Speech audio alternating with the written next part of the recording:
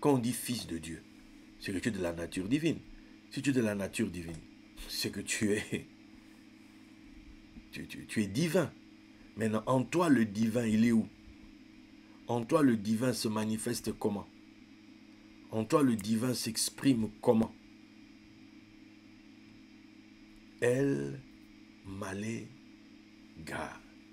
Oh my God. C'est pas OMG, c'est EMG. Tu vois? Tu vas où? Je vais voir le El Malé God. Pourquoi? Parce que là-bas, je vais trouver un élément. Il est bourré d'un truc. Il est rempli d'un truc. Il est rempli d'une chose. Il est rempli du Gad. Il est plein de Gad. Ok? Il est plein de Gad. Selon la tradition orale d'Israël, il faut savoir que Gad, c'est le nom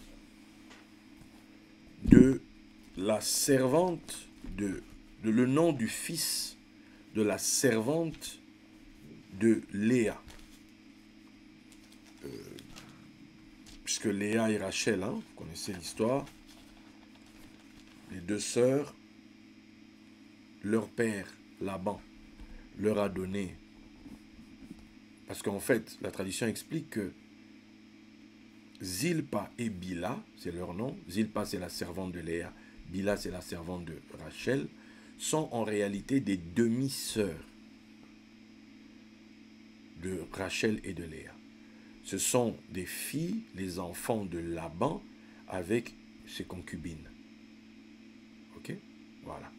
Donc, tout ça on les cite par quelque part d'une certaine manière.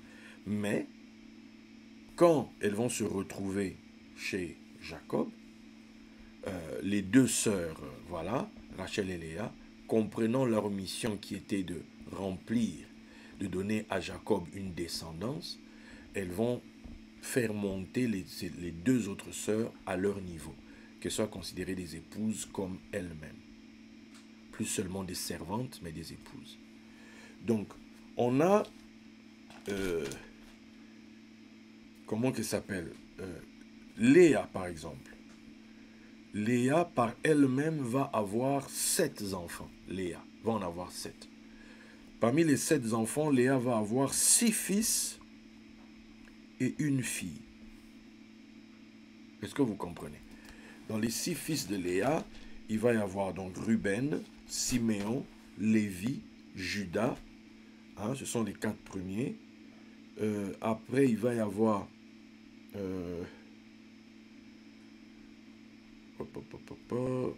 Attendez. Il va y avoir Issachar, il va y avoir Zabulon. Ce sont les 6 fils de Léa.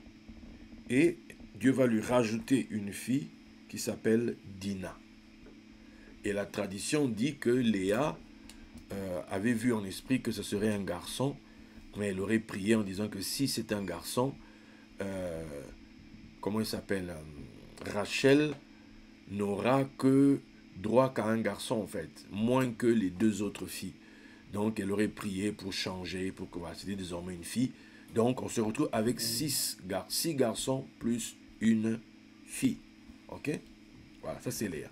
Maintenant, Rachel, voyant que Léa enfantait et qu'elle n'enfantait pas, elle s'irrite contre, ça c'est dans Genèse 30, hein, elle s'irrite contre Jacob parce qu'elle porta envie à sa sœur. Lorsque Rachel vit qu'elle ne donnait point d'enfant à Jacob, elle porta envie à sa sœur et elle dit à Jacob, donne-moi des enfants ou je meurs. La colère de Jacob s'enflamma contre Rachel et il dit, suis-je à la place de Dieu qui t'empêche d'être féconde? Elle dit, ça c'est Rachel maintenant qui dit, voici ma servante Bila, va vers elle, qu'elle enfante sur mes genoux, et que par elle que j'ai aussi des fils. Et elle lui donna pour femme Bila sa servante. Et Jacob alla vers elle, Bila devint enceinte et enfanta un fils à Jacob. Rachel dit, Dieu m'a rendu justice, il a entendu ma voix, il m'a donné un fils. C'est pourquoi elle l'appela du nom de Dan. Ouais, c'est même pas Bila qui donne le nom aux enfants, parce que les enfants sont quelque part des enfants de Rachel, en fait. C'est Rachel qui emmène Bila. Ça, c'est des choses que les gens ne disent pas, hein, mais je vais quand même le dire. Je vais le dire. Rapproche-toi. Il ne faut pas que je crie trop fort. Rapproche-toi un peu de ton... Voilà, pour que tu entendes. Il y a des mystères, il y a des principes du monde spirituel, du royaume, du monde de Dieu qui nous dépassent. Par ignorance et par refus d'admettre que c'est comme ça. Comment est-ce qu'une femme qui n'arrive pas à avoir d'enfant peut trouver une autre femme, l'emmener à son homme, et dit va vers elle, comme ça l'enfant que vous aurez, voilà, comme ça moi aussi j'ai un enfant. Bila, ici on est en face de ce qu'on peut appeler les mères porteuses, mais Bila elle est épouse. Elle est épouse. Ça se fait dans un contexte, ok?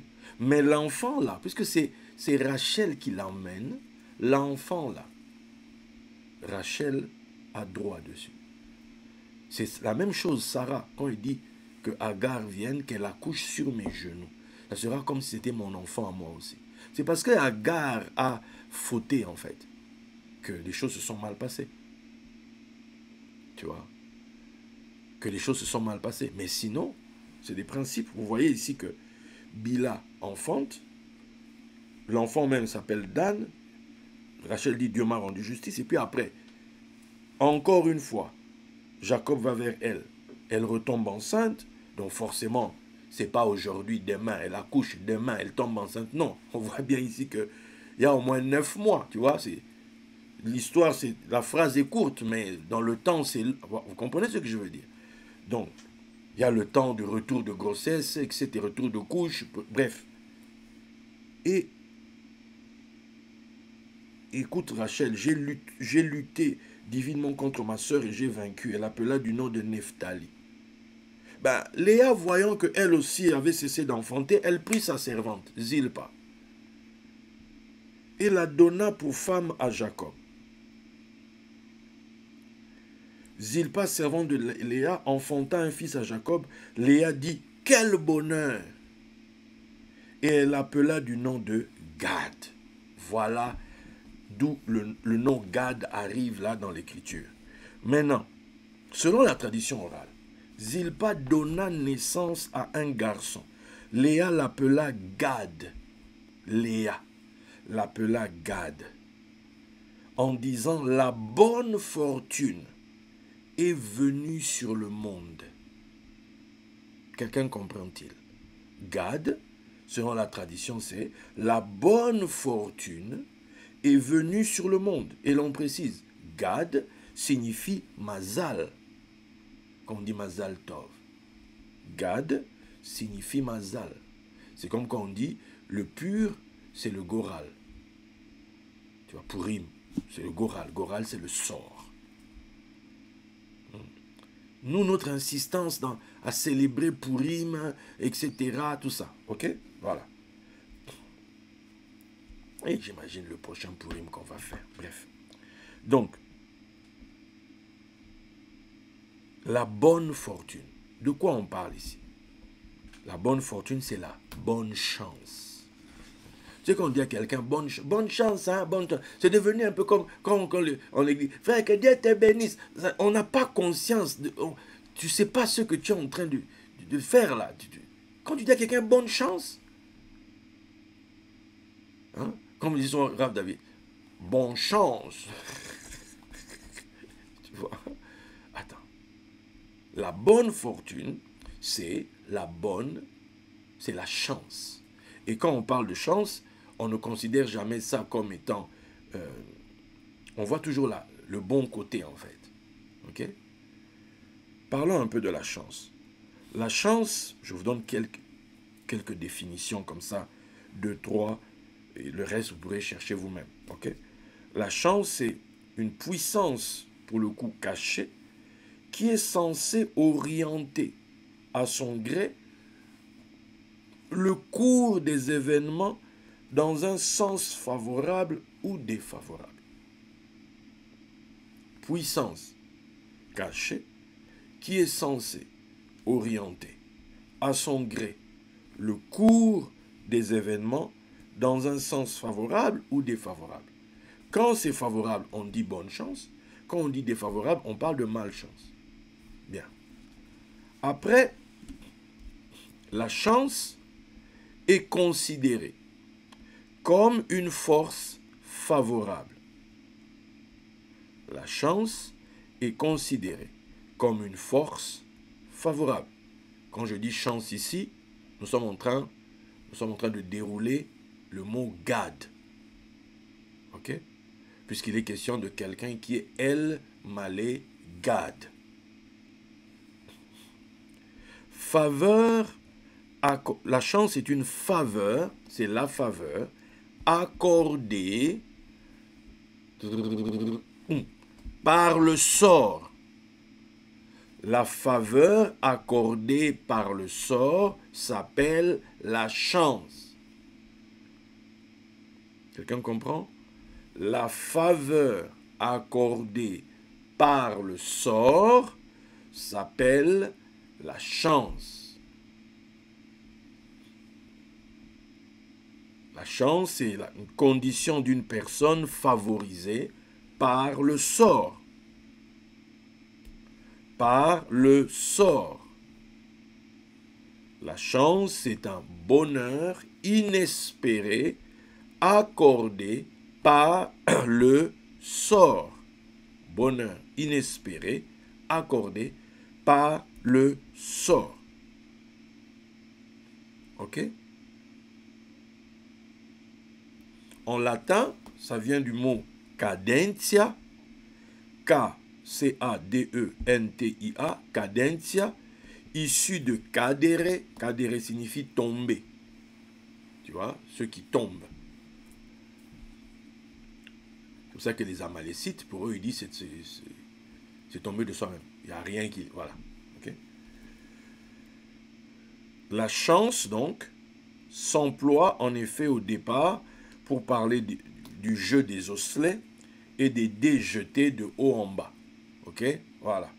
Chez les Romains là-bas.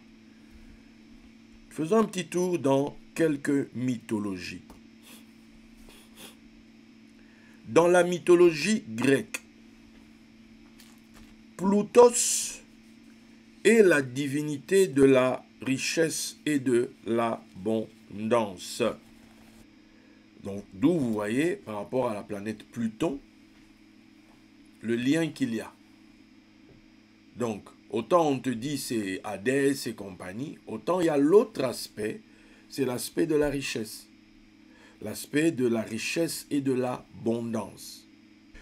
Dans la mythologie grecque, il y a Tyché. Tyché, provenant de Touké, T-U-K-H-E, Touké, signifiant fortune, hasard. C'est la divinité de la fortune, de la prospérité et de la destinée d'une cité ou d'un État. Tyché ici, c'est de là que vient le nom Tychique. Hein? C'est celui qui est chanceux. Voilà. C'est ça, Tychique. Pourquoi? Parce que dedans, il y a le nom Tyché, fortune, hasard, divinité de la chance, fortune, hein? Puisque fortune, là, dans la mythologie romaine, Fortuna, c'est la déesse de la chance. Son nom dérive du latin force, qui signifie sort, le sort. Ok? Donc, Fortuna, c'est la déesse de la chance chez les Romains. Chez les Grecs, c'est Tyché, divinité de la fortune, de la chance, de la prospérité, de la destinée. Les attributs, c'est la roue, une sphère, un gouvernail, une proue de navire, une corne d'abondance. Je répète, roue, sphère, gouvernail, proue de navire, corne d'abondance. Ok? Donc on retrouve toutes ces choses-là déjà au milieu des peuples. On a donc cité les Grecs, on a cité Rome. Maintenant, on a vu la définition de la chance, On a vu que c'est une faveur accordée par le sort. Bien. Le sort en hébreu se dit goral. Ok? Goral. En français, quand on traduit le sort, on va dire c'est ce qui échoit à quelqu'un du fait du hasard ou d'une prédestination supposée, est une situation faite ou réservée à une personne ou une catégorie. Voilà. C'est pas tant la définition que je voudrais, mais voilà, ce qui échoit à quelqu'un du fait du hasard ou d'une prédestination supposée. Mais pourquoi est-ce que le sort est si important? Prenons des synonymes. Hasard, providence, fortune, avenir, destin, destinée, étoile. Ok? Voici des synonymes pour le sort. Hasard, providence, fortune, avenir, destin, destinée, étoile.